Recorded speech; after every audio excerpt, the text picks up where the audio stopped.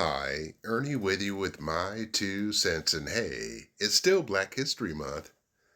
It's Black History 365 days a year. As a matter of fact, Black history is a major contributor to American history. No other group of people in this country has contributed more than Black people. We got the receipts. Listen, our roots come from the motherland, Africa, a place where pyramids were built, geometric figures, a place of math, science, technology, dentistry, musical instruments, the banjo, is deep in resources. So deep it's still being pillaged to this day. But the Europeans knew it was something there, and they came and saw black bodies. And they put those black bodies in chains and put them on the hulls of ships, traveled across the transatlantic to this continent, brought into the onto the land of this continent, and then beaten and beaten and beaten to break them.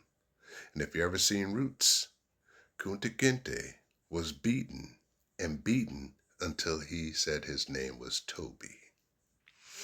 And then after that, they broke up families, sold us as cattle, treated us worse than animals, and kept beating us. Slavery, not indentured servants, which they want you to say. It was slavery. And on the backs of our ancestors, they built this country into the economic powerhouse it became. Thus, when they freed the slaves, Civil War broke out because they fucked with the money. Can't fuck with the money. But during that time, we adapt, we adjust, we overcome. Learn the lay of the land, try to figure things out. During that time, making inventions. And we made a shitload of inventions to make the jobs easier. We didn't get credit for it, just like we ain't getting no benefits from making the country the economic powerhouse it became. We didn't get no credit for a lot of the inventions. Some did sneak through, but for the most part, it's a lot of inventions that people use to this day that were invented by black people that you would have to do a deep dive to find that out. But black people contributed a lot to this country. Don't let nobody tell you anything different. We got the receipts. And as I said, we adapt, we adjust, we overcome because we're people of ingenuity. So, invent things like a mop, for instance, or like a freezer, for instance, or like the pump that pumps oil through an engine of a car, for instance, or the filament of a light bulb, for instance, or even the cell phone that I am talking into at this point. Okay. We invent a lot of shit. Don't get credit for it, but we invent a lot of stuff. But we knew that education was very much a key. Education was always a key. It was always preached in households. My mother always told me don't bring home no C's and no D's and definitely no F's. Had to bring home A's and B's. I'm quite sure a lot of parents have mentioned that to the kids, because you got to work 10 times harder than your non-melanated counterpart to be just as equal. And so iron sharpens iron. We knew that we have to put all 10 toes in, and if we did, we would be the best because we compete. On the playing field, we compete. And so all these obstacles that they put in front of us. I mean, listen, we took pig intestines and made it a delicacy called chitlins. Think about that for a moment. That's how we roll. We adapt, we adjust, we overcome, we pull ourselves up by the bootstraps. We keep it moving. That's what we do. So, education. And I think about this. when you go to school K through 12, you learn how to fix 83% of the times white people's problems, not ours. And we learn more about European history than our own history. Yeah, they talk about the colonization, they talk about the slave trade just a little bit.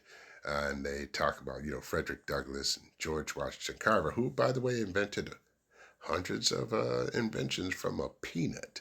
That's how we are. We are innovative people. We possess more than what we think we do. And so we help usher in a whole bunch of things, particularly in the 60s, the Civil Rights Act, which not only helped us, it helped a lot of other people. Affirmative action, which not only helped us, it helped a lot of other people. Of course, the voting rights, which helped us and a lot of other people, fair housing, equal employment opportunity, we helped usher that in. We were major contributors of that coming in. So when we do things, we help the collective. We get things right. It shows November 5th, we got things right. I mean, it's starting to show up how we got things right. But they want to chip away from that now because we black people are their major target. Everything else is collateral damage, and they got to get to that before they get to us. So they want to take away our voting rights. They keep us voiceless, take away our power. They want to take away our civil rights. So they want to classify us and citizens' rights. So they want to classify us as non-citizens, and they want to treat us as second-class citizens. And they want to put us, I guess, in their place, our place, what they think it is. But we continue to move.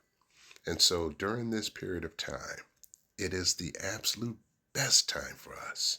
This is our time because we always shine. Everything we do, we always shine. And so they can no longer compete. Think about it. They can no longer compete. And that's why they're doing what they're doing. Iron sharpens iron. They refuse to be iron. But since they have the reins on these laws, they figure they'd choke us out, box us in, get us to do what they want us to do.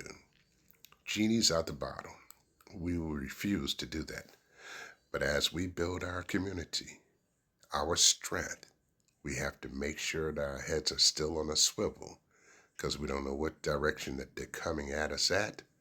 We got to be covering all the directions. But we got this.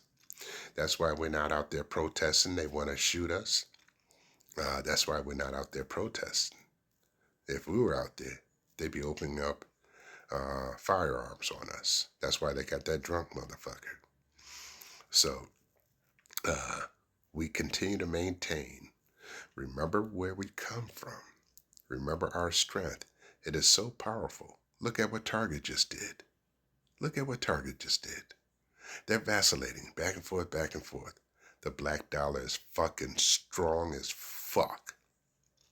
And now that we know that, it's time for us to exercise even more of that power. That's right. Let them know who they fucking with. That's right. Anyway, I just figured I had to give you my 2 cents on that. Because we are people of the mighty, we are people of the sun. That's right. We're mighty, mighty people. I'm Ernie. I just gave you my 2 cents. Until the next time, you'll all take care, hold your head up high, smile, spread joy, spread love, and love one another. Ciao for now.